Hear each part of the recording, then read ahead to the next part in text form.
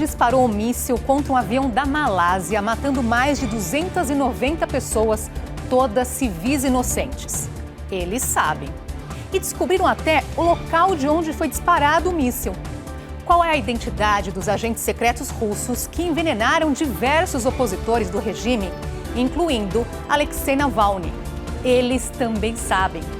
Quando as tropas do ditador Bashar al-Assad lançaram armas químicas proibidas pela Convenção de Genebra contra os rebeldes na Guerra Civil da Síria, eles também foram os primeiros a descobrir. Mas afinal, quem são eles? São os integrantes do Bellingcat, um site de jornalismo investigativo com sede em Londres. Colocando suas vidas em risco, eles vão atrás da notícia, ainda que tenham de enfrentar a ira de regimes totalitários que perseguem os adversários até no exterior. E de onde vem esse nome, Bellingcat? Você vai descobrir já já, nessa edição do Matéria de Capa. Fique com a gente.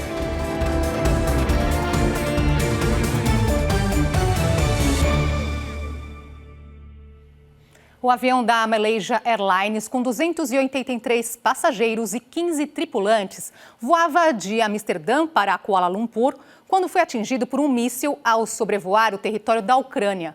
Não houve sobreviventes. 777 van Malaysia Airlines. Era o dia 17 de julho de 2014, quando o Boeing 777 da Malaysia Airlines partiu do aeroporto de Schiphol, em Amsterdã, rumo a Kuala Lumpur.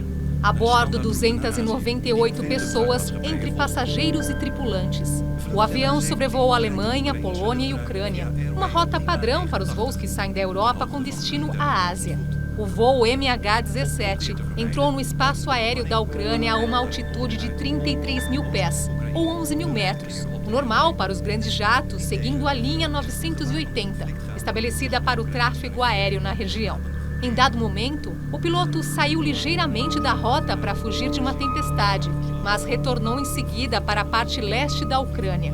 Logo, ele sobrevoava a área sinalizada em laranja, onde rebeldes lutam contra o governo. Por isso, os aviões civis que passam por ali não podem reduzir a altitude padrão. Meses antes já se sabia que o confronto entre rebeldes apoiados pela Rússia e as forças do governo ucraniano havia se expandido para o espaço aéreo, com a derrubada de vários helicópteros e aviões. Segundo as autoridades ucranianas, os separatistas utilizavam armas antiaéreas cada vez mais potentes, fornecidas por Moscou. Mas até aquele momento, não se cogitava a possibilidade de riscos para a aviação civil. No dia 6 de junho de 2014, o governo da Ucrânia emitiu comunicado anunciando restrições aos voos na região leste do país. Num primeiro momento, o limite era de 10 mil metros. Em seguida, no dia 14 de junho, foi ampliado para 11 mil metros. Então, as companhias aéreas entenderam que voando a essa altitude não haveria perigo. A maioria das empresas manteve seus voos sobre aquela região. Em 17 de julho, o dia do ataque, 160 aviões sobrevoaram o espaço aéreo da Ucrânia. 3 deles voavam em rotas próximas do MH17, quando o aparelho desapareceu da tela dos radares.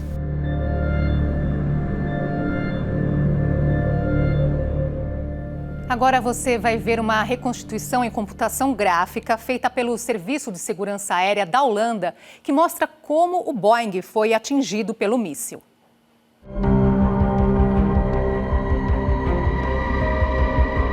O trabalho revela o resultado do impacto do míssil contra o Boeing 777. Entre outros detalhes, dá para ver como a cabine se separou do restante da fuselagem. Pedaços do míssil foram encontrados nos corpos do comandante e de 2 copilotos. As autoridades de investigação da Holanda identificaram diversos estilhaços do míssil nos corpos das vítimas. Alguns fragmentos eram de alumínio e outros metais. Em toda a fuselagem foram detectados vestígios do impacto, incluindo material explosivo. Com base nesses fragmentos, especialistas conseguiram reconstituir não apenas o tipo de míssil utilizado no ataque, mas até detalhes muito específicos desse armamento, que pode ser lançado de um veículo de transporte terrestre. Ao longo das investigações foram feitas várias simulações computadorizadas que incluíram a trajetória e o momento em que o avião foi atingido. O míssil explodiu no lado esquerdo da aeronave, bem em cima da cabine de comando, espalhando fragmentos por todo o aparelho. O O barulho do choque ficou registrado nos segundos finais de funcionamento da caixa preta de registros do voo. 4 microfones captaram os últimos momentos da viagem, que se transformou numa grande tragédia.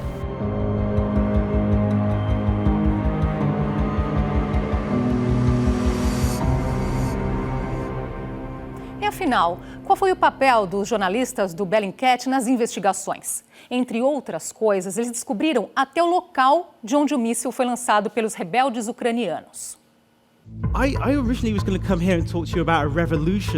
Esse é Elliot Higgins, fundador do site Bellingcat. Nesta palestra para o canal educativo TED, ele explica como uma contra-revolução apoiada nos smartphones e nas redes sociais está mudando a forma de se fazer jornalismo. Depois de falar sobre seus objetivos ao criar o site, ele revela a origem do nome. Bellingcat vem de uma antiga fábula, onde ratos com muito medo de um gato se reúnem para decidir como enfrentá-lo. Eles chegam à conclusão de que poderiam colocar um sino, ou bell, em torno de seu pescoço, mas não sabiam como fazer isso. Higgins diz que essa é a ideia do site. Quando alguém souber de uma notícia importante a ser apurada, tem que tocar o sino. E se for relevante, eles vão apurar. On July 17, 2014, Malaysian Airlines Flight 17 departed not far from here, heading east. Foi assim que o grupo se envolveu na investigação sobre o avião da Malaysia Airlines. Em 28 de setembro de 2016, a junta internacional que investigava o assunto revelou em entrevista coletiva que um lançador de mísseis viajou da Rússia para a Ucrânia, disparou o projétil e retornou ao território russo. O Bellingcat estava acompanhando a história e o que seus jornalistas fizeram foi juntar as peças. Começando por essa foto, publicada no dia 17 de julho de 2014, depois que o avião foi derrubado. Aproximando, é possível ver um lançador de mísseis Buk, de fabricação russa, cruzando uma cidade. Então a pergunta era, podemos identificar que cidade é essa? Sim, era possível. Eles utilizaram o recurso de geolocalização. Com os detalhes da foto, passaram a procurar imagens semelhantes na região. Nesse caso, havia uma pista importante, o nome de uma loja. Eles levantaram todos os endereços daquele estabelecimento no leste da Ucrânia. Não demorou muito para descobrirem a rua e a localização exata do que estava na foto. O próximo passo era descobrir a hora do dia. Para isso, eles observaram outro detalhe da foto. Era um dia de sol e as sombras indicavam que ela tinha sido feita por volta de meio-dia, naquele 17 de julho de 2014. Nas redes sociais de moradores da região, também foi possível encontrar mais informações sobre a passagem de um lança-mísseis russos naquela data. A partir desses dados, o Bellingcat reconstituiu o trajeto do veículo até o local de onde foi feito o disparo que atingiu o avião. Higgins afirma que a junta internacional aceitou como verdadeiras as informações levantadas pelo site, mas a Rússia, que apoia e fornece armas aos rebeldes, se negou a confirmar. Os russos não apenas desmentiram, como foram além. Apresentaram fotos de satélite, de uma base militar da Ucrânia onde teria ocorrido uma movimentação de lançadores de mísseis no dia do ataque ao avião. A partir das fotos, os integrantes do Bellingcat fizeram uma série de comparações, inclusive sobre o terreno no entorno da base, e concluíram que elas não foram tiradas naquele 17 de julho, mas semanas antes. A investigação independente foi ainda muito além. A partir da geolocalização, foi possível reconstituir o trajeto do lançador de mísseis desde a base de onde ele partiu, a 53ª Brigada Antiaérea da Rússia. E aqui surge uma grande surpresa. Essa brigada tem uma página na internet. Todos os soldados acompanham. Então, os integrantes do Bellingcat entraram na página e o que descobriram? O nome de todos os soldados. Dali eles foram para as redes sociais e estavam todos lá, com a identidade de cada um. Também havia fotos do comboio que transportava o lança-mísseis, com o número bem visível, 231. Todos os dados estavam lá. A data, o trajeto que fizeram, até a fronteira da Rússia com a Ucrânia e muito mais. Higgins explica que todas essas informações foram passadas para a Junta Internacional que investigou o ataque ao avião. Foram 120 páginas contendo todos os dados apurados. A Junta pôde checar as informações que acabaram fazendo parte do relatório oficial do grupo.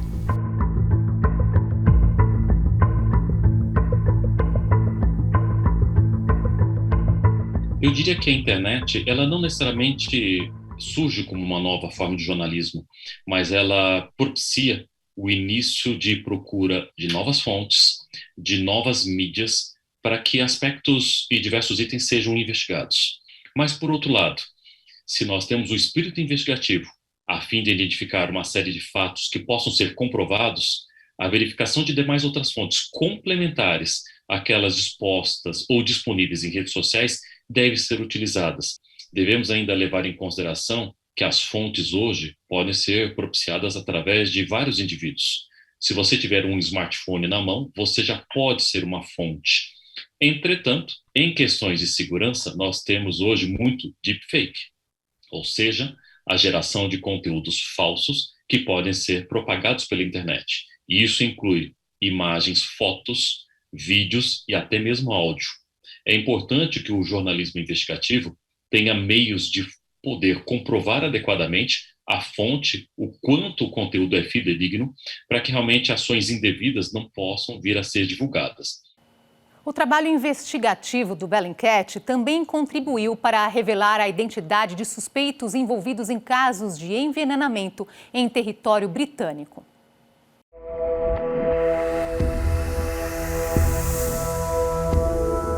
No dia 4 de março de 2018, um homem e uma mulher foram encontrados desacordados em um banco na cidade de Salisbury, no sudeste da Inglaterra. Eles foram identificados como Sergei e Yulia Skripal. Eram pai e filha. A suspeita inicial era de que teriam sofrido uma overdose de drogas, mas depois foi detectado que, na verdade, eles tinham sido vítimas de uma tentativa de envenenamento. A perícia britânica identificou em Sergei e Yulia vestígios de Novichok, uma substância neurotóxica que, dependendo da quantidade administrada, pode ser fatal.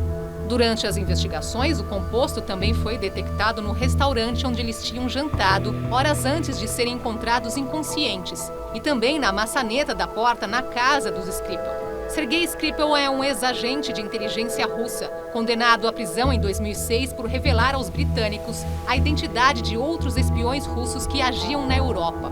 Em 2010, após acordo de troca de espiões entre a Rússia e o Reino Unido, ele passou a morar em Salisbury. A filha ainda vivia em Moscou e estava visitando o pai. A conclusão da investigação da polícia britânica apontou 2 cidadãos russos como os principais suspeitos na ação de envenenamento. Mas os nomes, na verdade, eram pseudônimos. É o que apontou a investigação do Bellingcat, em parceria com o portal russo The Insider. Um dos homens, Alexander Petrov, era o médico Alexander Vienevich e Ruslan Boshrov, o coronel Anatoly Shepiga, ambos integrantes do Serviço de Inteligência Russo. Para chegar a esta conclusão, os jornalistas encontraram pedidos de alteração dos nomes dos suspeitos, compararam passaportes e analisaram documentos do governo russo com dados dos cidadãos. Os nomes originais levaram a ligações com a inteligência do país. A Rússia negou qualquer envolvimento no caso Skripal. Apesar de terem sido internados em estado grave, Yulia deixou o hospital em abril e Sergei em maio.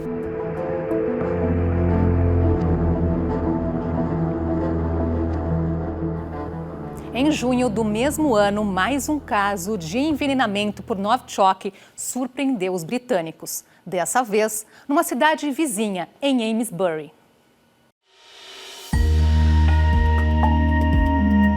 Em 27 de junho, Charlie Hawley, um cidadão britânico sem aparente ligação com o caso Skripal, encontrou uma caixa de perfume numa rua em Amesbury, município localizado a cerca de 10 quilômetros de Salisbury. Dentro dela havia um frasco e um aplicador.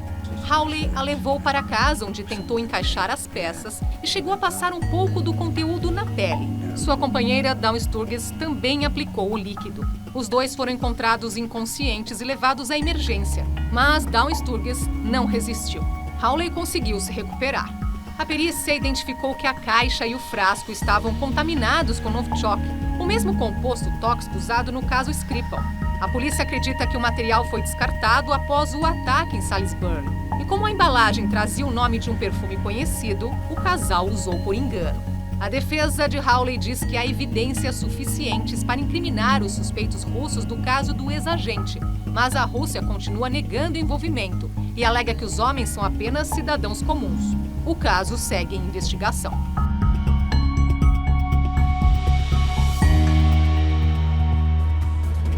Daqui a pouco, antes de ser envenenado, Alexei Navalny foi perseguido por anos. E ainda, quem são as outras vítimas do esquadrão russo? Não saia daí.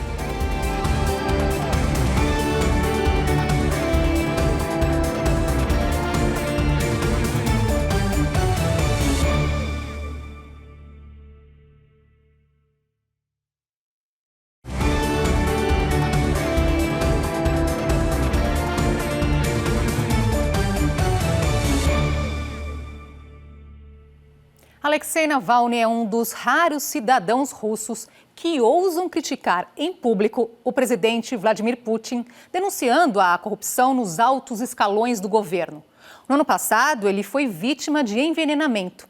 E uma equipe do Bellingcat identificou os agentes russos suspeitos de participar do ataque. Em 20 de agosto de 2020, Alexei Navalny era um dos passageiros de um avião que partiu da cidade de Tomsk, na Sibéria, com destino a Moscou. De repente, ele começou a passar mal. O piloto fez um pouso de emergência e ele foi hospitalizado na cidade de Omsk. Os sintomas indicavam algum tipo de envenenamento, mas os médicos russos não confirmaram a versão. 2 dias depois, foi transferido para um hospital em Berlim, na Alemanha, onde ficou 2 semanas em coma. Médicos alemães constataram que ele havia sido envenenado com um agente químico que ataca os nervos, o Novichok, produzido em vários laboratórios na Rússia. O governo russo desmentiu esta versão e nenhum órgão de segurança no país iniciou investigação para descobrir a origem do ataque. A princípio, acreditava-se que o veneno tinha sido colocado no chá que Navalny tomou durante o voo. Mais tarde, no entanto, descobriu-se que a substância altamente tóxica estava em suas roupas de baixo. A teoria era de que isso foi feito no hotel onde ele havia se hospedado, em Tomsk. Uma equipe do site Bellingcat, trabalhando em colaboração com a revista alemã Der Spiegel, descobriu a identidade de 3 agentes do Serviço Secreto da Rússia, o FSB, substituta da antiga KGB nas tarefas de espionagem que vinham seguindo os passos de Navalny.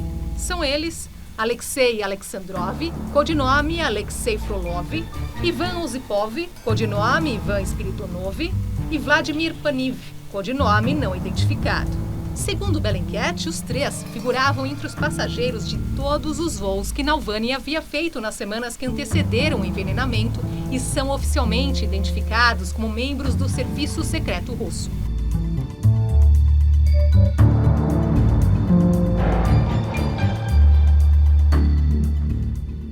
Além da identidade dos suspeitos de envolvimento no ataque contra Alexei Navalny, o Bellingcat também descobriu que o líder opositor russo vinha sendo seguido pela polícia secreta do Kremlin desde 2017. As equipes do Bellingcat e da revista Der Spiegel descobriram que em 37 voos feitos por Alexei Navalny em sua campanha para as eleições presidenciais de 2018, havia agentes destacados para vigiá-lo de perto. Daí a suspeita de que o envenenamento vinha sendo planejado há muito tempo. Nesse mapa interativo é possível observar todos os voos feitos por Navalny nos quais ele estava sendo seguido. O mapa está no site do Bellingcat para quem quiser acompanhar. Basta clicar nos pontos do alto da tela que aparecem os trajetos. Por exemplo, janeiro de 2017, Moscou, Kirov. Fevereiro de 2017, Novosibirsk, Moscou. Abril de 2017, Chelyabinsk, Moscou. Fevereiro 2019, São Petersburgo, Moscou. Julho 2020, Kaliningrado, Moscou. E agosto de 2020, o voo em que Navalny passou mal entre Tomsk e o pouso de emergência em Omsk. Com base nas informações levantadas sobre o caso de Alexei Navalny, os investigadores do Bellingcat rastrearam as atividades de um grupo do Serviço Secreto Russo que passou a ser conhecido como o Esquadrão de Envenenamento. E logo foram identificadas outras vítimas. O jornalista Timur Quashev, repórter e editor de um site de notícias independente, foi sequestrado e encontrado morto num local remoto. No corpo, sinais de envenenamento. As investigações do Bellingcat revelaram que os agentes secretos Ivan Zipov e Alexei Alexandrov estavam na região onde o jornalista foi sequestrado e morto no dia 31 de julho de 2014. 24 de março de 2015. Mais um caso de sequestro e morte por injeção de produto químico altamente tóxico. A vítima, Ruslan Magomedov Dragimov, ativista de um grupo étnico na República do Daguestão, na região sul da Rússia. E quem esteve naquela data no local do assassinato, Ivan Zipov, acompanhado de outros agentes. 16 de novembro de 2019. Nikita Isaev, ativista de um grupo anticorrupção, viajava num trem entre Tambov, na região sudeste, com destino a Moscou. Num dado momento, ele foi ao banheiro e quando voltou, estava pálido, cambaleando. Disse a namorada, Alina Zestovskaya, que tinha sido envenenado. Morreu poucas horas depois. Reconstituição feita pelo Bellingcat mostrou que 5 agentes do FSB, o Serviço Secreto Russo, vinham seguindo há meses os passos de Nikita Isaev. Nesse caso, foi possível resgatar até as datas e horários das viagens feitas pelos agentes, entre eles Ivan Osipov e Alexei Alexandrov, segundo Isaev. E todos os trajetos feitos por Isaev foram reconstituídos nesse mapa. Ele foi mais uma vítima do esquadrão de envenenamento do FSB.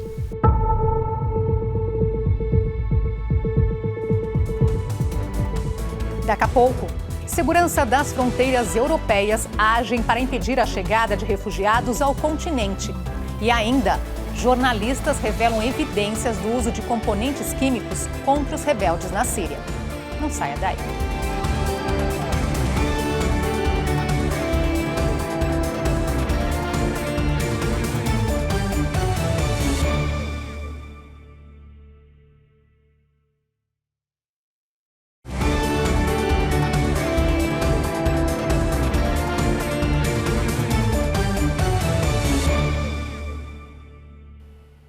Navios do Serviço de Segurança de Fronteiras da União Europeia participaram de operações destinadas a impedir a chegada de refugiados ao continente. Para acompanhar esse caso, o Bellingcat trabalhou em colaboração com outro site de jornalismo investigativo, o Lighthouse Reports, além da revista alemã Der Spiegel. Uma equipe do canal britânico de notícias Sky News registrou essas imagens no Mar Egeu, quando refugiados procedentes da Turquia tentavam chegar à Grécia. A guarda costeira da Grécia bloqueou a passagem e chegou a agredir alguns dos imigrantes. Informações apuradas pelo Bellingcat e o Lighthouse indicam que a Frontex, a Polícia de Fronteira da União Europeia, estava ciente dessas operações e não tentou intervir para ajudar os refugiados. De acordo com as leis da União Europeia, não é permitido expulsar os imigrantes e nem usar a força contra eles. Os refugiados do norte da África que tentam chegar à Europa pela Grécia vêm na maior parte da Turquia. O governo turco alega que recebeu milhões de refugiados e não tem como abrigar todos. Mas, de acordo com informações dos serviços independentes, eles não passam de algumas centenas.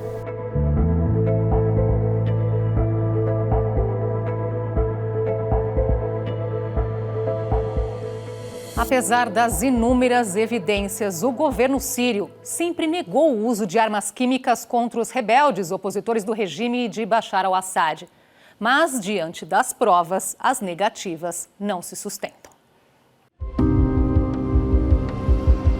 Após uma série de ataques contra redutos dos rebeldes em abril de 2017, utilizando armas químicas, o governo sírio foi questionado por vários organismos internacionais, uma vez que esse tipo de armamento é proibido pela Convenção de Genebra. Além de tentar desmentir, a Síria anunciou que havia destruído as instalações onde eram produzidas essas armas. No entanto, os ataques voltaram a ocorrer. E o Bellingcat, trabalhando em colaboração com investigadores internacionais, levantou as datas e os locais onde foram lançadas essas bombas. A investigação permitiu descobrir o tipo de gás tóxico utilizado, o sarin, que ataca os nervos e provoca paralisia total. Também foi possível reconstituir os projéteis usados pelas forças sírias, juntando os detritos encontrados nos locais bombardeados. O levantamento aponta mais de 130 ataques com armas químicas que resultaram na morte de centenas de pessoas e ferimentos em milhares.